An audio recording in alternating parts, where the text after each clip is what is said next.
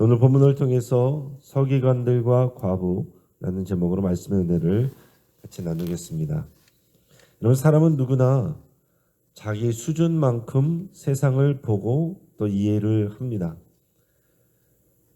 하루를 사는 하루살이는 내일을 이해할 수가 없고요. 또 한 철을 사는 메뚜기는 내년을 이해하지 못합니다.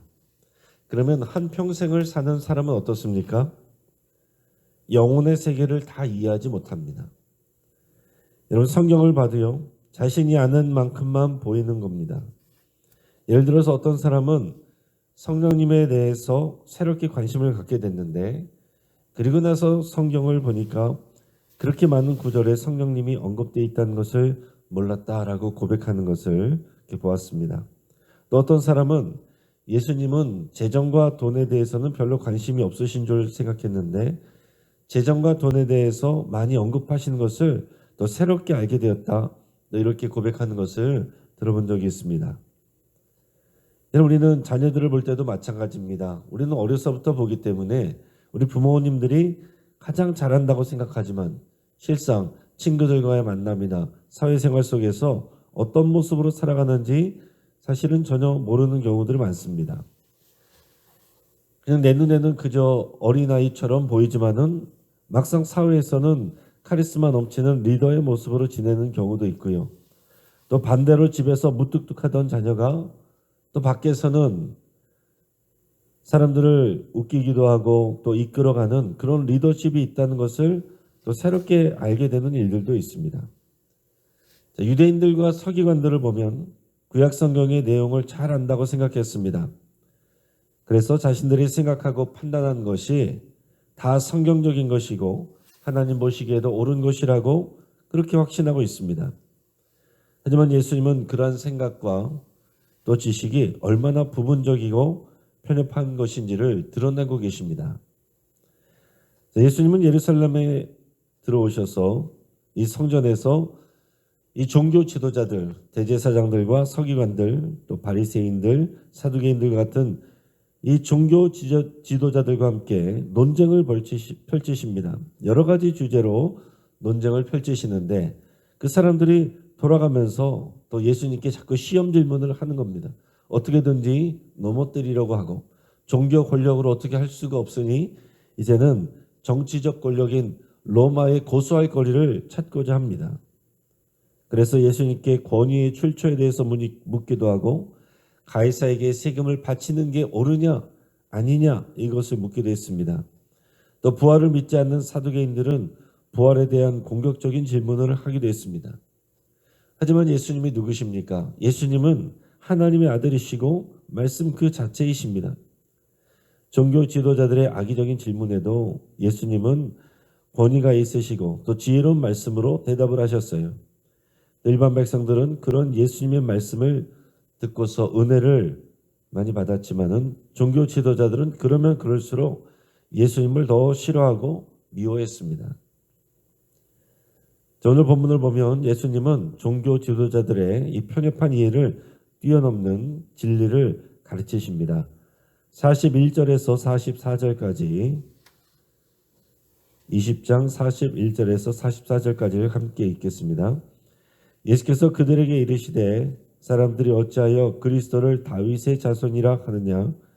시편에 다윗이 친히 말하였으되 주께서 내 주께 이르시되 내가 네 원수를 네 발등상으로 삼을 때까지 내 우편에 앉았으라 하셨도다 하였느니라. 그런즉 다윗이 그리스도를 주라 칭하였으니 어찌 그의 자손이 되겠느냐 하시니라. 아멘. 자, 서기관들을 비롯해서 유대인들은요 모두 그 오시는 메시아가 당연히 다윗의 자손이라고 알고 있습니다. 성경이 그렇게 예언이 되어 있기 때문에 이거 상식적으로 다 알고 있습니다. 그래서 그들은 다윗의 자손 중에서 이 땅에 제도적이고 정치적인 왕이 메시아로서 올 것이라고 생각했습니다. 그들이 생각하는 그리스도는 당연히 유대인들을 위한 유대인의 왕이었습니다.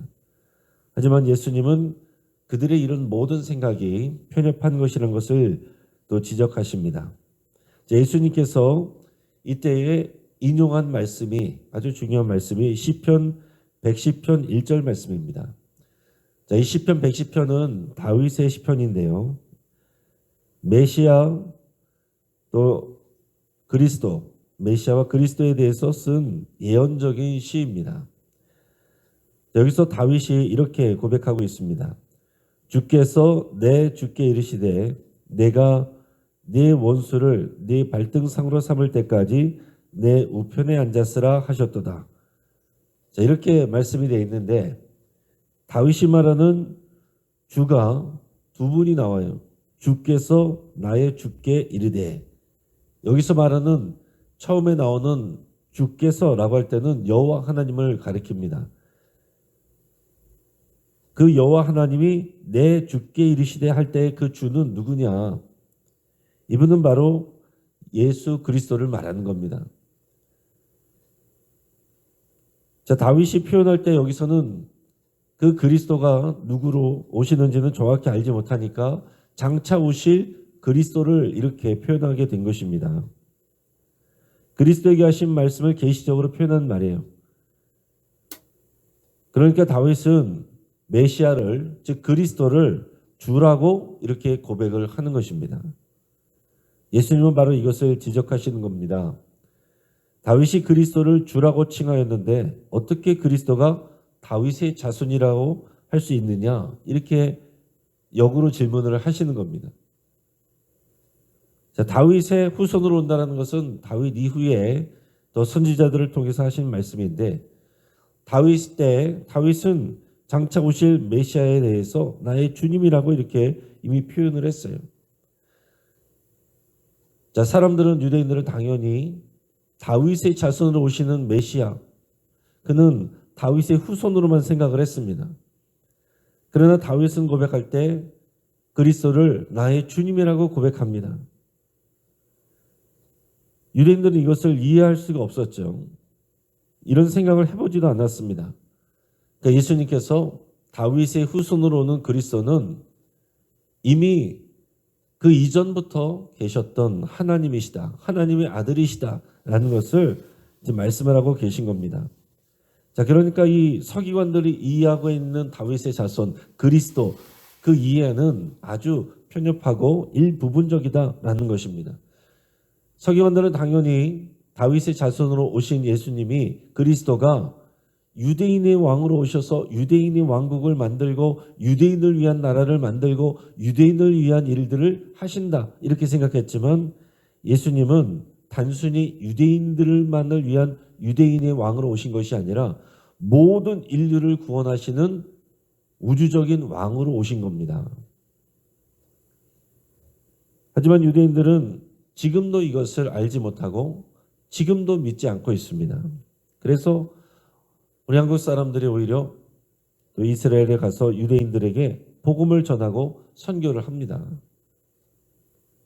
그러니 그 당시에 이 서기관들, 종교 지도자들은 어떻게 이러한 진리를 이해할 수가 있겠어요? 자, 이어서 예수님은 백성들 앞에서 제자들에게 서기관들을 조심하라, 이렇게 주의를 주셨습니다. 우리 46절, 47절 우리가 읽겠습니다. 긴 옷을 입고 다니는 것을 원하며 시장에서 문안받는 것과 회당의 높은 자리와 잔치의 윗자리를 좋아하는 서기관들을 삼가라.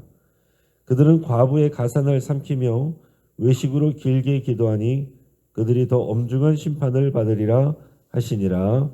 아멘. 여러분, 서기관이 뭐 하는 사람이냐면 하나님의 말씀이 그 당시에 이 구약 말씀을 기록하는 사람입니다. 그 당시에는 책이 없으니까 이 서기관들이 이제 자꾸 기록을 합니다. 그것을 보고 이제 베껴요. 그것을 이제 사본이라고 말하죠. 우리 같은 지금처럼 좋은 종이가 아니라 파피루스라고 하는 그런 식물을 잘 말려서 그것을 종이 대신 쓴단 말이죠. 근데 파피루스 같은 거는 말려서 아무리 잘 기록을 해놔도 이제 시간이 지나면 부서집니다. 그러니까 이 서기관 같은 사람들이 계속해서 그 말씀을 또 새로운 이 파피루스에다가 자꾸 기록을 하고 베껴서 씁니다. 그런 사람들을 서기관이라고 말하는데 이 서기관들은 주로 바리새인들입니다. 이 바리새인들은 이 서기관으로서 이 성경 말씀을 기록하고 다시 베껴서 쓰고 또 연구하고, 그러니까 하나님의 말씀인 구약 말씀의 자칭 타칭, 그들은 전문가예요. 근데 제자들에게 말씀하시기를 예수님께서 서기관들을 조심하라 이렇게 말했는데 왜 그랬습니까? 서기관들의 특징이 뭐예요? 예수님이 지적하신, 예수님이 바라보고 지적하시는 서기관들의 특징이 무엇입니까? 그들이 말씀을 기록하고 말씀을 연구하고 가르치는 것 당연히 귀한 일이죠. 근데 지금 서기관들은 어떻게 하냐면 그것으로 인해서 많은 사람들에게 또 대접을 받는 사람인데 그것을 즐기는 사람들이에요. 자기 자신이 사람들에게 높임을 받고 주목받기를 원하고 있다라고 말했습니다. 그들은 언제나 긴 옷을 입고 다니는 것을 좋아해요. 여기서 말하는 긴 옷은 일반 사람들과 구별되는 옷을 입고 다닌다 하는 것입니다. 누가 봐도 서기관이시구나, 이렇게 티를 내면서 다니는 걸 좋아한다 하는 것입니다. 자신들이 일반 백성들보다 우월한 존재이고 경건하고 의로운 사람이고 자신들은 하나님의 사람이고 이것을 드러내고 과시하고 다닌다 하는 것입니다. 또한 시장에서 만나는 사람들에게 문안받는 것을 좋아한다라고 그랬습니다. 그리고 그들은 높은 자리에 연연합니다.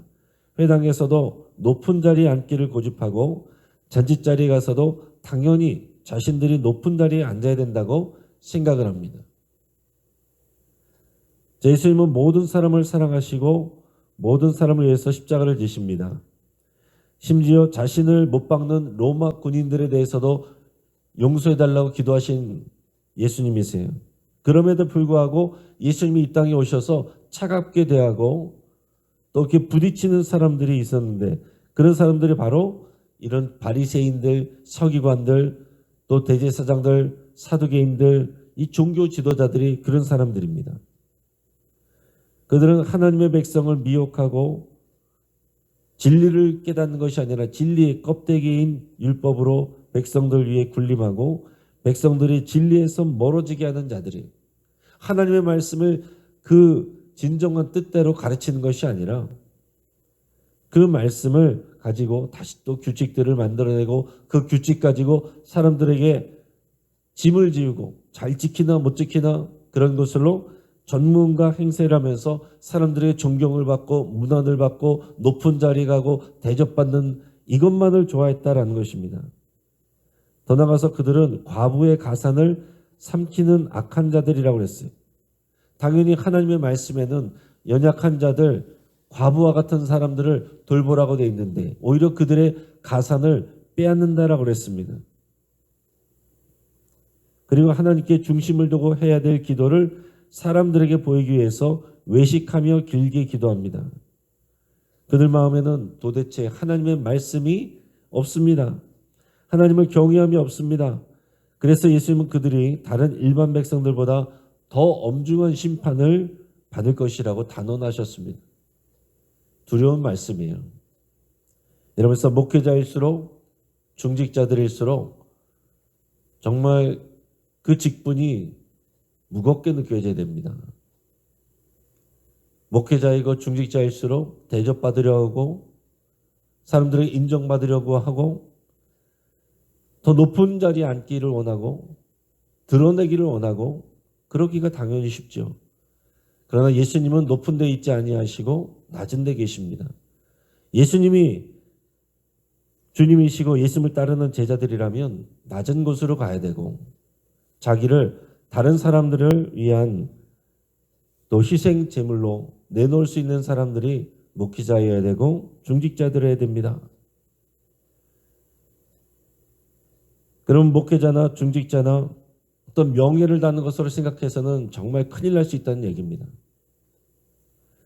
누가복음 21장 1절에서 4절까지 말씀을 이어서 같이 읽겠습니다.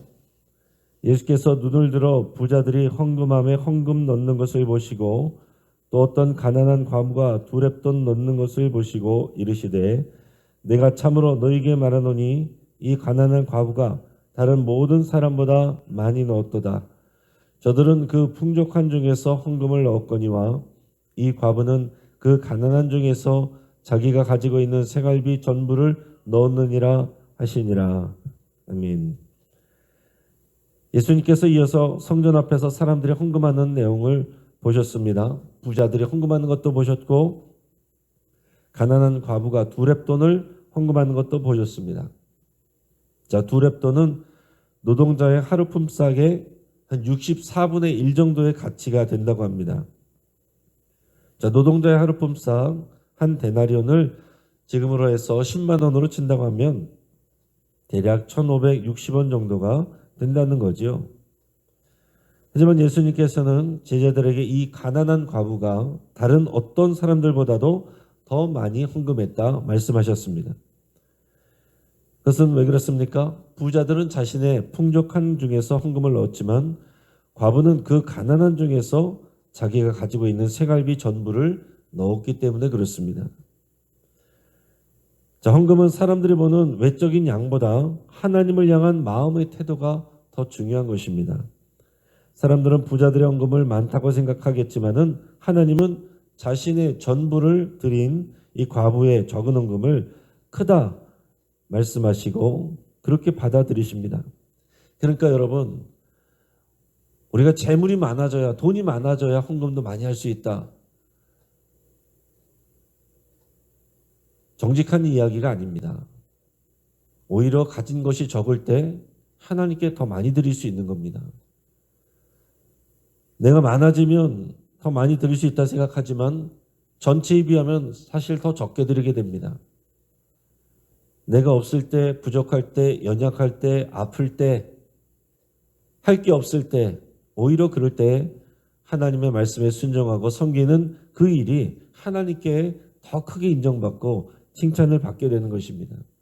그러니까 여러분, 우리가 하는 일이 잘 되고 우리에게 소유가 많을 때는 감사드리시면 되고, 우리 소유가 적고 하는 일이 잘 안 될 때는 오히려 있는 것 중에 부족한 것이라도 마음으로 하나님께 드리고 사랑하고 섬기면 하나님께서 그것을 더 크다라고 말씀해 주시고 칭찬해 주시는 겁니다.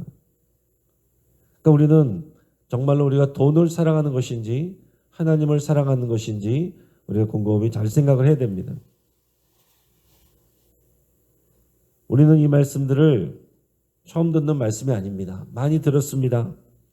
그러나 정말 중요한 것은 이 말씀이, 예수님의 가르침이 우리 실제적인 가치관이 되고 구체적인 현실의 태도와 행동이 되는 것입니다. 유대인들이 그리스도를 자신들만을 위한 다윗의 자손이라고 생각했지만 예수님은 다윗이 주로 섬기는 온 세상의 왕이신 것으로, 또 예수님께서 말씀하신 것처럼 우리는 예수 그리스도를 우리 소원을 위해서 일하시는 분, 우리가 컨트롤하는 분으로 생각하면 안 되고 우리의 왕이시고 우리가 순종해야 되고 주님을 따라야 될 그런 우리 주님으로, 진정한 우리의 왕으로 우리가 고백하고 섬겨야 됩니다. 내가 다 정하고 내 필요한 만큼, 내 필요할 때만 주님을 찾는 것이 아니라 우리 모든 순간에 예수님을 나의 왕으로 모시고 고백하고 그 모든 순간에 할 수 있을 때뿐만 아니라 하기 어려울 때 하는 모든 그 순종이 하나님 앞에 또 칭찬이 되고 하나님 앞에 우리의 상급을 받는다는 것을 이번 꼭 기억하시고, 보여지는 겉사람을 중요시하던 서기관의 모습이 아니라 마음 중심으로 보는 사람이 없어도 하나님을 사랑하고 자기 자신을 드린 과부와 같은 모습으로 살아갈 수 있기를 주의 이름으로 축복합니다. 이렇게 기도하겠습니다. 오늘 말씀을 붙잡고 함께 기도할 때에 겉으로 보여지는 것들, 또 사람들에게 인정받는 것, 여기에 연연했던 마음이 있으면 여러분 내려놓을 수 있기를 바랍니다. 또 그것 때문에 전전긍긍하거나 그것 때문에 상처 입었다고 말하거나 그것 때문에 화를 내거나 그랬던 모든 것을 주님 앞에 내려놓을 수 있기 바랍니다. 또한 나와 내 가정만을 위한 다윗의 자손이 아니라 온 세상을 위한 다윗의 주로서 예수님을 바라보고 따르기로 그렇게 여러분 결단하시고, 우리가 잘 되고 있을 때는 하나님 앞에 감사드리시고 어려울 때는 더욱더 주님께 기도하며 믿음으로 순종하며 그 시간들을 감당해내기로 여러분 결단하며 기도할 수 있기 바랍니다. 주주클럽을 통해 가정들이 주님의 집이 되고 예배로 영혼들이 살아나는 역사가 번져가도록 위해서 함께 기도하겠습니다. 또한 환우들을 위해서 함께 기도해 주시고 또 수요일 갈릴리 전도대와 수요 예배를 위해서 또 함께 기도하기를 바랍니다. 이 시간 주여 한번 부르짖고 합심해서 함께 기도하겠습니다. 주여